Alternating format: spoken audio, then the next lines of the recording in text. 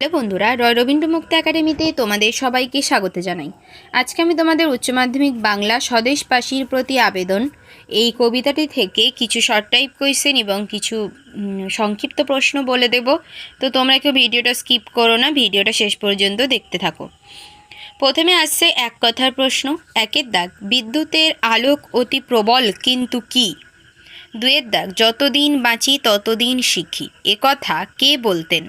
তিনের দাগে, তোমরা নারী জাতি আদর্শ, কে? চারের দাগ, শ্রীরামকৃষ্ণ বলিতেন, শ্রীরামকৃষ্ণ কি বলিতেন?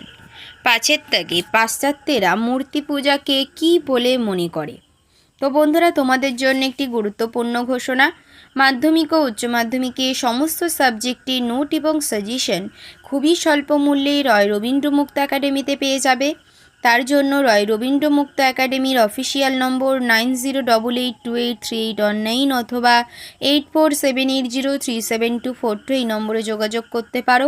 সরাসরি কল করতে পারো অথবা হোয়াটসঅ্যাপের মাধ্যমেও যোগাযোগ করতে পারো। ছয়ের দাগে আছে বিবেকানন্দের মতে উপাস্য কে? সাতের দাগে, আমায় মানুষ করো কার? কার লেখা? কোন রচনার অংশ? আটের দাগে, একদা সে গীতার অত্যন্ত প্রশংসা করে, কে গীতার প্রশংসা করে? এরপরে আসছে সংক্ষিপ্ত প্রশ্ন। সিংহ চর্মে আচ্ছাদিত হইলেই কি গর্ধব সিংহ হয়? কথাটি কোন অর্থে ব্যবহৃত? দুয়ের দাগে, ইহা অপেক্ষা নির্বুদ্ধিতার পরিচয় কি? কে কোন প্রসঙ্গে কথা বলেছেন? তিনের দাগে আছে, আমাদের দেবদেবী গঙ্গা জলে বিসর্জন দাও, কোন প্রসঙ্গে এই উক্তি? চারের দাগ, সর্ববর্ণ একাকার হও, উক্তিটির তাৎপর্য বিশ্লেষণ করো। এবং সর্বশেষ পাঁচের দাগ, বিদ্যুতের আলো অতি প্রবল কিন্তু ক্ষণস্থায়ী, অংশটির তাৎপর্য কী? তো বন্ধুরা, ভিডিওটা যদি ভালো লেগে থাকে তবে অবশ্যই একটা লাইক করে দেবে এবং চ্যানেলটিকে সাবস্ক্রাইব করে রাখবে।